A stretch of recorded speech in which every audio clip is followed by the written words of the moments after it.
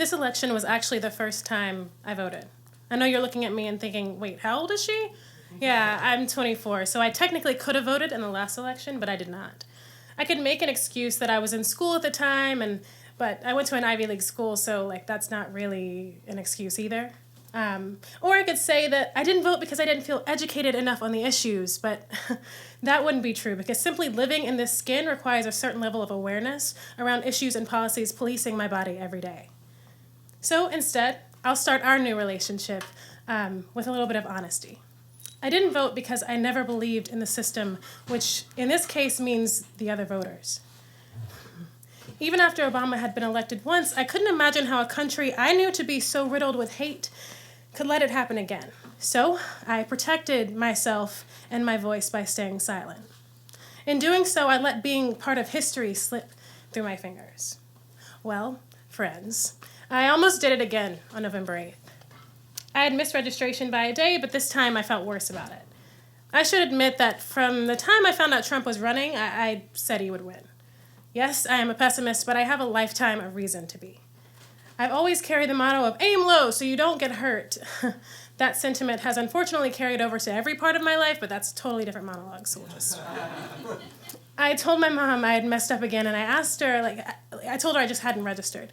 She remembered a time in high school when she said they made us register, so I called, and sure enough, I was registered, which means I was also registered 4 years ago, so that's great. Thankfully, I was already visiting home on the election day, so I just walked right into the center before my flight and voted with my mom. The sense of excitement I had felt weird, though. I could hear a hum of hope, and I saw it on every face that I passed. The neighborhood we voted in is primarily black, and honestly, I had never seen that many of us lined up, smiling and ready to make our voices heard.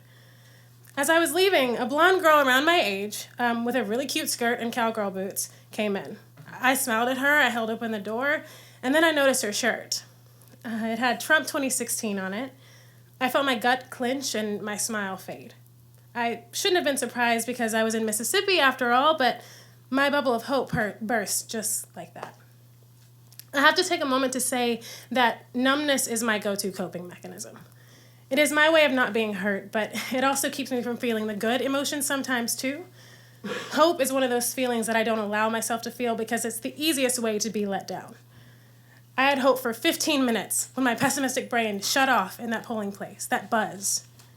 But just like that, it was gone. I don't know her name or anything about her, but that look of smugness on her face that seemed to say that she had already won was abundantly clear.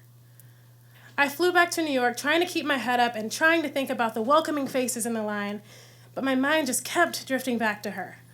I made dinner, I watched the election coverage on and off.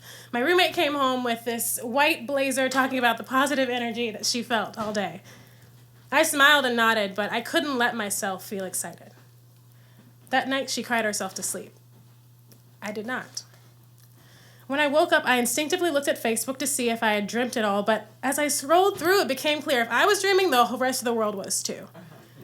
Now, I should point out that a third of my Facebook friends are people from Mississippi back home. A third of my friends are people from school in New York. And a third of people were from people from around the world, right? Half of the posts, though, that were popping up were people in mourning, but the other half was pure celebration. People that hadn't said anything on Facebook the entire election were talking about how great America and democracy was and how proud they were to be Americans. Those people were all from back home, so my heart sped up in fear as I thought about my mom and my sister and my grandmother that were navigating that day. I checked in on all three of them, but what my grandmother said, my Mimi, is something I'll never forget. She said, "Rayne, keep your head up. This is not our first Trump. Keep voting, keep moving, and keep believing because one day it'll matter." I repeated that in my head all day as I went through New York. While I watched New Yorkers pass around like zombies, and I just watched. There was a palpable feeling of sadness in the air. People did look up to make more eye contact, as if to say that was all we had left. People called into work, and some of those that did not had counselors at their work. I went in because I didn't even think about calling out, honestly. I just waited through the protests in Union Square, headphones in, business as usual. It honestly hadn't even occurred to me to take the day off, right? Resilience has been bred in me, and not getting up immediately after being knocked down seems like weakness. However, as I was riding the train home that night, I saw a man in camo, hunting boots, and a hat board the train. I automatically tensed up. Although he was out of place amongst the black coats and black hats of all the New York natives, to them he was still relatively unnoticed. But I couldn't stop staring at him. My heart rate picked up, and I debated moving cars. As a side note, I don't believe that it's fair to assess people on what they wear, what they look like. But what happened to me, that was a trigger. My reaction was a matter of protection. You see, the uniform he was wearing is the uniform of the men that I have encountered my entire life in Mississippi. The first man that called me the N-word and told me to move out of his way was wearing that. The men that spit tobacco and had rebel flags as big as their back windshield, they wear that. The men whose kids sat next to me in class and talked about their most recent hunting trips and how they know how to hunt and hurt and kill animals, they all wore that. This is the uniform of a lot of the people in this country that people want me to believe are responsible for this outcome. The same people media outlets want me to believe we didn't listen to. To that argument, my only response is my own experiences. Those voices tried to drown out mine my entire life. I had no choice but to listen and to live with the hatred that was directed at me. I didn't get to stop listening when I couldn't focus on my biology test in 9th grade because the KKK was literally outside of the window of my Catholic school protesting. I didn't get to stop listening when my principal told me to go back to class after a kid in my 11th grade class had made a noose and was playing with it next to me. I didn't get to stop listening when I asked why we still had white-only and colored-only signs in our courthouse, and the lawyer's response was to preserve tradition.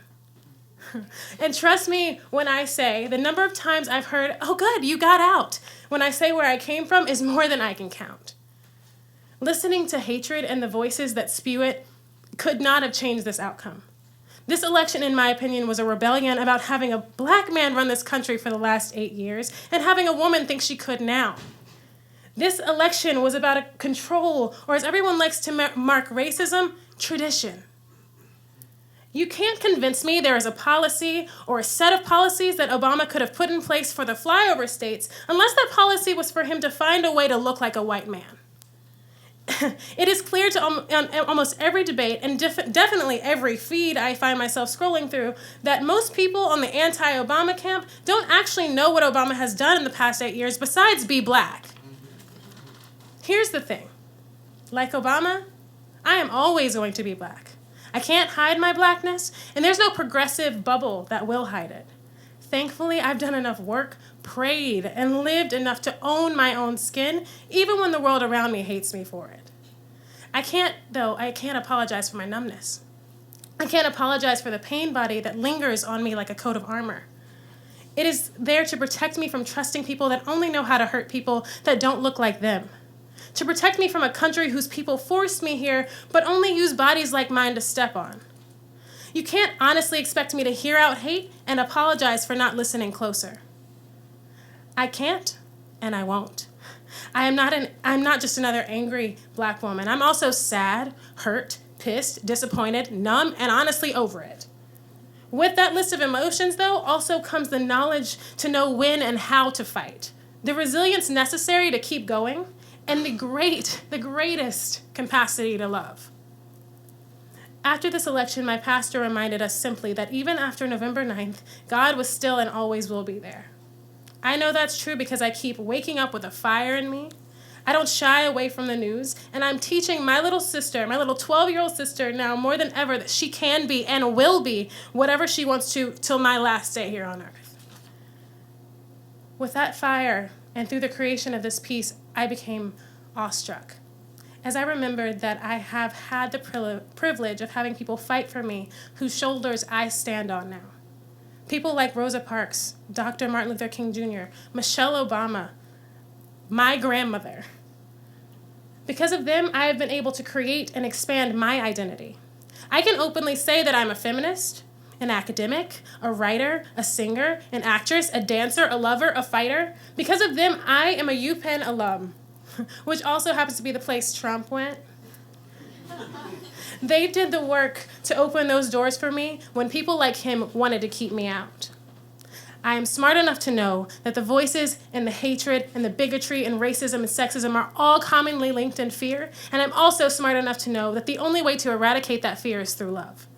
The kind of love I'm talking about, though, can best be described through a metaphor I learned a long time ago. I imagine love as a pebble at the bottom of the water. When the water is clear, I stick my hand in and I try to reach the pebble, but my actions make the water murky. The dirt and the grime try to make me believe that it's not there anymore. It's by causing a divide in my perception. So sometimes I take my hand out, I dry it off, I lose hope, I numb out. But it's when I keep reaching and believing across all borders and all barriers and rely on my faith, that's when I get to touch the pebble and hold it tight. That is when I feel the love that each of us deserve in place of fear. The love that I'm referring to is all-encompassing, so for you it could be hope or strength or truth or light or wisdom. But I'll hold my pebble, even on days like this, and it reminds me to dream like Martin, to change like Obama, to live like a Harris, love like God, and to always and authentically and unapologetically be me.